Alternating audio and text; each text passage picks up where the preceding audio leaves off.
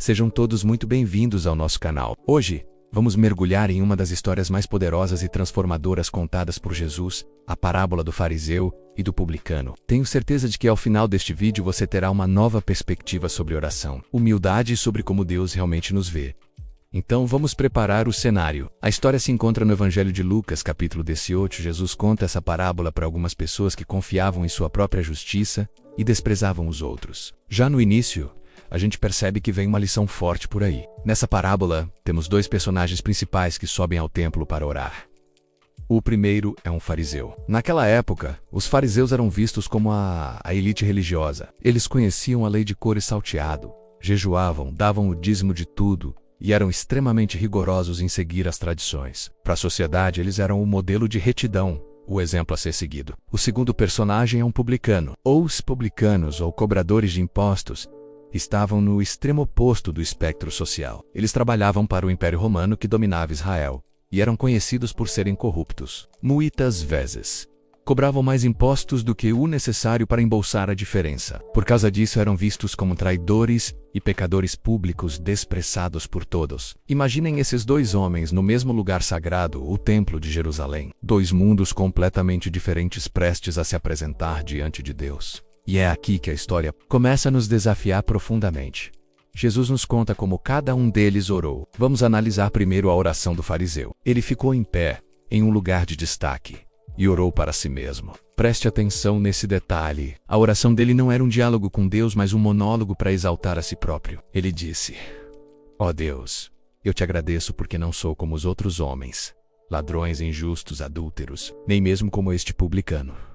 Vamos pausar aqui. O que vemos nessa oração? Primeiro, orgulho. Ele começa agradecendo, o que parece bom, mas o foco do agradecimento é a sua própria superioridade moral. Ele não agradece por quem Deus é, mas por quem ele mesmo acredita ser. Ele se compara com os outros e se coloca num pedestal. Sua espiritualidade é baseada na comparação e no desprezo pelos demais. Ele continua listando suas boas obras: jejuo 2 vezes por semana e dou o dízimo de tudo quanto ganho. Percebam que ele está apresentando a Deus um currículo de méritos. É como se ele estivesse dizendo: olha Deus, eu fiz a minha parte, fiz muito bem. Eu mereço a tua aprovação. A justiça dele era autofabricada, construída sobre regras e rituais. Ele estava tão focado em suas próprias ações que não havia espaço para a graça de Deus. Ele não sentia necessidade de perdão, porque em sua própria mente ele era justo. Essa atitude é um perigo sutil que todos nós enfrentamos.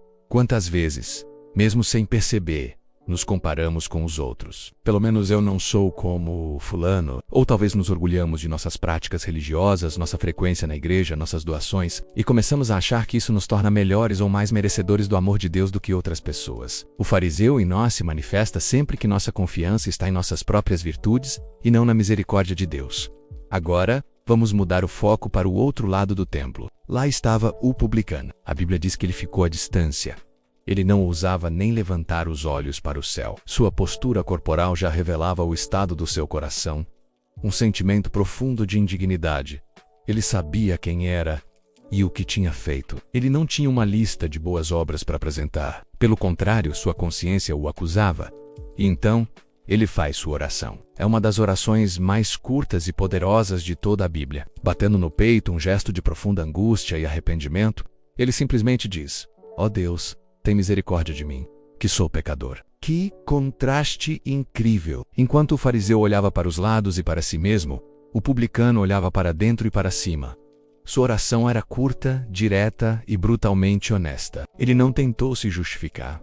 Ele não fez promessas vazias. Ele não se comparou com ninguém. Ele simplesmente reconheceu sua condição de pecador e clamou pela única coisa que poderia salvá-lo, a misericórdia de Deus. Ele não disse: tem misericórdia de mim, um pecador um pouco melhor que os outros, não. Ele disse: tem misericórdia de mim, o pecador. Na língua original, o grego, o uso do artigo sugere que ele se via como o principal dos pecadores. Ele estava completamente quebrado, sem nenhuma ilusão sobre sua própria bondade. Sua única esperança estava fora de si mesmo, na graça de um Deus perdoador. Essa postura de humildade radical é o coração do Evangelho. É o reconhecimento de que não temos nada a oferecer a Deus em troca da salvação. Não são nossas boas obras, nossa moralidade ou nossos rituais que nos justificam. É a nossa capacidade de reconhecer nossa necessidade e clamar por misericórdia. E qual foi o veredito de Jesus? Aqui vem a grande reviravolta da história. Jesus conclui dizendo: Eu lhes digo que este homem, o publicano, e não o outro, voltou para casa justificado diante de Deus. Uau, o pecador desprezado foi para casa perdoado, aceito, justificado, e o homem religioso e exemplar não foi. Jesus termina com um princípio que ecoa por todo o seu ensinamento, pois todo o que se exalta será humilhado, e o que se humilha será exaltado. Essa parábola, ela é um espelho para nossa alma. Ela nos força a perguntar: com qual dos dois eu me pareço mais quando oro? Quando me apresento diante de Deus? Minha espiritualidade é uma vitrine para mostrar minhas qualidades ou é um hospital onde eu reconheço minhas feridas e peço ao médico divino que me cure? O orgulho espiritual é o mais perigoso de todos, porque ele se disfarça de virtude. Ele nos cega para a nossa real necessidade de Deus. Pensamos que estamos bem, que estamos no caminho certo, quando na verdade estamos construindo nossa casa sobre a areia da nossa própria justiça. Por outro lado, a humildade nos abre a porta para a graça. Quando reconhecemos que somos pecadores, que falhamos, que precisamos desesperadamente de perdão, é aí que encontramos um Deus de braços abertos, pronto para nos receber. Não porque merecemos, mas porque Ele é misericordioso. Então, o que podemos fazer hoje para aplicar essa lição? Primeiro, vamos examinar nossas orações. Elas são cheias de eu ou cheias de Deus? Elas são uma lista de exigências e méritos ou um clamor sincero por graça e misericórdia? Segundo, vamos abandonar a mania de nos comparar. A jornada espiritual não é uma competição. O padrão não é o nosso vizinho, colega ou irmão da igreja. O padrão é Cristo, e diante dele todos nós, sem exceção, ficamos aquém e precisamos da sua graça. Terceiro, vamos cultivar um coração quebrantado. Não no sentido de viver deprimido, mas no sentido de ter uma consciência constante da nossa dependência de Deus.